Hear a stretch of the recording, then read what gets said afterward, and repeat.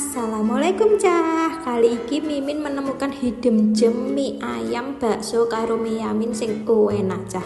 Tepate ono ning daerah Keron. Dadi cah awakmu saka perempatan Keron kae njupuk arah ke timur cah. Terus engko deloken mesti ono tulisane mie ayam bakso berkah.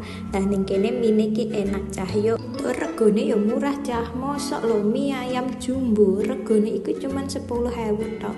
Terus ning kene mie ayam yamin iki yo juara cah, ono pilihan pedes utawa manis. Lah ning kene sayuran sing dienggo yo seger cah. Deloken to toppinge barang nek ngekekne iki yo gak kaleng-kaleng full gawe daging cincang. Ayame dicincang ngono cah. Dadi pas mbok cokote jek krasa serat-serate krenyes-krenyes ngono.